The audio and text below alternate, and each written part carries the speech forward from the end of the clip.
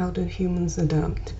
It started with environmental stressors, which caused our bodies to adapt to changing conditions.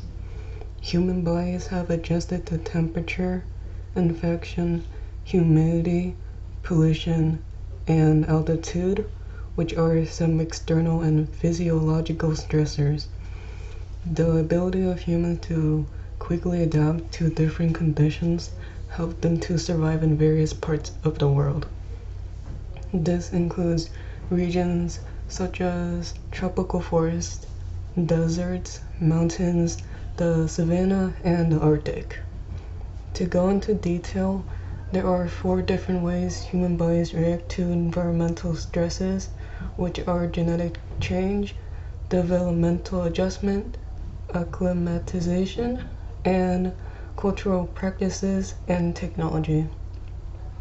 The first 3 listed here are biological responses in the human body, while the last 3 in the list are what happens without genetic change. To explain genetic change, it is an adaptation that can develop due to biological evolution through generations of environmental stress. Humans would gain the trait which gave them an advantage because of natural selection. One example would be our ability to sweat to cool off our bodies in hot climates. Next is about developmental adjustment, which is the transformation and growth patterns and development. It starts in childhood, and either or both anatomical and physiological changes occur that are usually permanent in adulthood. Developmental adjustments happen because of the stress of the natural environment and cultural practices. One example of natural environmental stress can be undernourishment or overnourishment in childhood, which results in body ailments up to adulthood. An example of cultural practice would be when women and girls used to wear tight corsets, which eventually cause lower rib deformities over time, and so forth. Acclimatization is generally a change from environmental stress that's reversible in any stage of life. In addition, there are different forms of acclimatization, which are long-term, seasonal, and short-term. An example of long-term acclimatization would be losing or gaining weight over the years. Seasonal acclimatization would be having a tan in the summer until it fades away in the winter after a couple of months. Finally, an example of short-term acclimatization would be diving down into the depths of the ocean where water pressure rapidly increases in seconds and results in unequal pressure in the ears. So, both differences between all forms of acclimatization are the amount of time for stressors to affect the body and the time it takes to be reversed. Finally, we have cultural practices and technology. Cultural practice can have various effects on the body. An example of that is foot binding, which is part of the Chinese culture. It was a tradition where small girls had their feet tightly bound to cripple and then shaped them smaller to fit into tiny shoes. The reason for this practice was for Chinese women to attract rich men to marry and then live a better life without hard work. Lastly, we have technology that was created millions of years ago. The inventions back then were aids in our survival in various environments without needing to have specific biological adaptations. So, A few examples of technology are housing, clothes, and fire. How do humans adapt to climates? We all have a regulated body temperature that stabilizes our body's core temperature of 98.6 degrees Fahrenheit.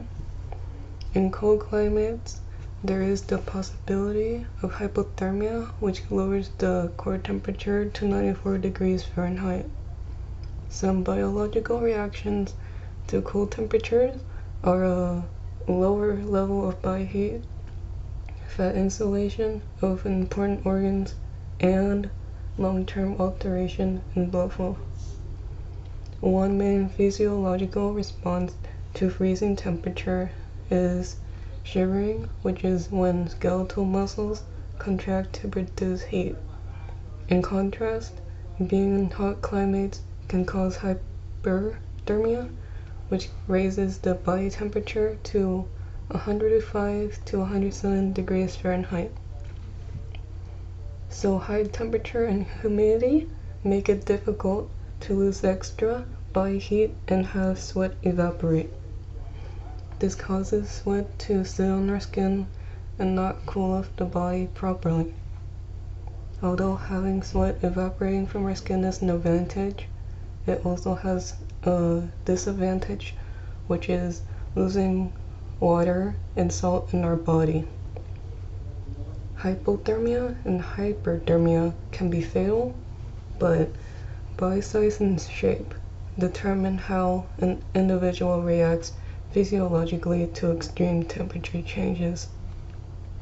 In addition, this goes to human genetic adaptations and variation. More compact humans can conserve body heat more efficiently due to having a higher mass of surface area in comparison to someone taller and lean.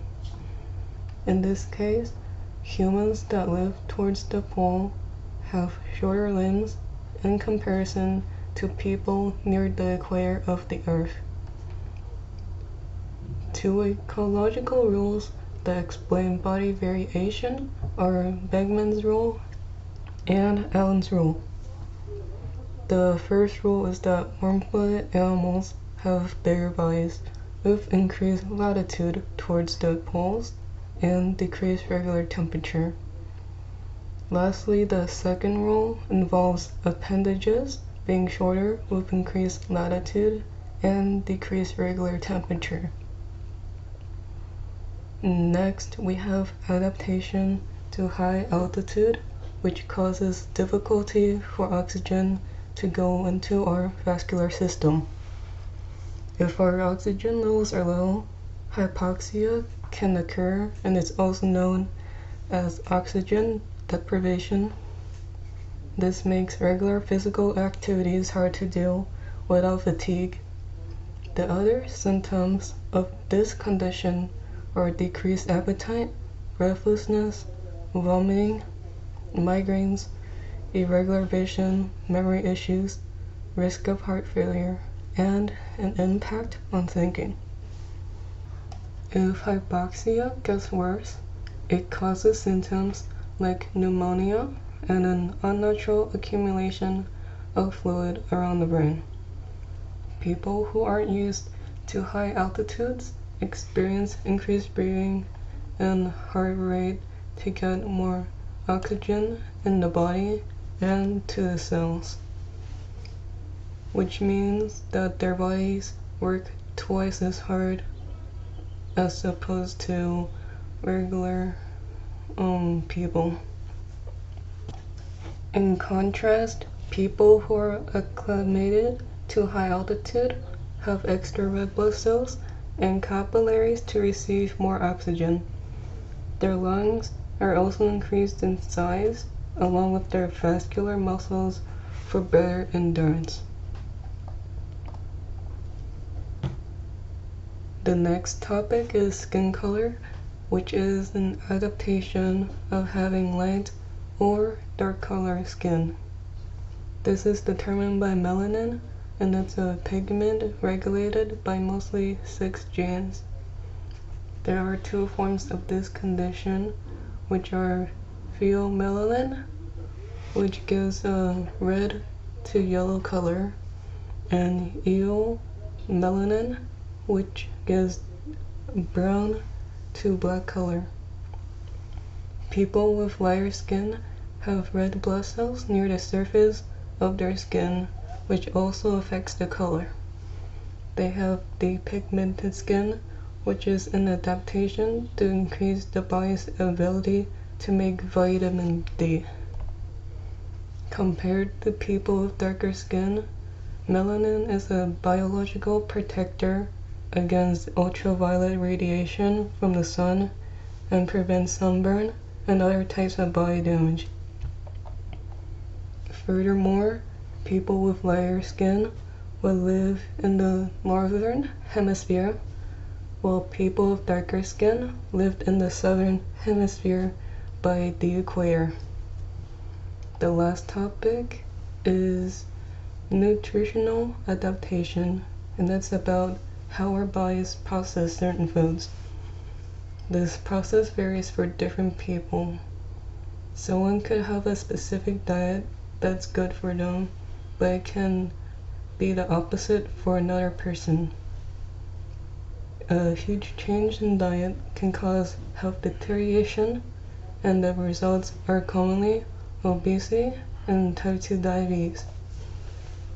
An example of nutritional adaptation is lactose intolerance, which causes the body to react negatively to dairy products. This happens due to not having the ability to reduce lactase in the body to break down into glucose and galactose to help absorption. In conclusion, humans have structural, physiological, or behavioral adaptations. They were all a result of environmental stressors that created alterations in the human body. We all adapted to different harsh climates of heat and coldness, making survival easier in these types of regions. Without the technology we created, survival would have been more difficult because we evolved differently compared to other animals. So, difference is we are all bipedal and can use our hands to carry and hold items.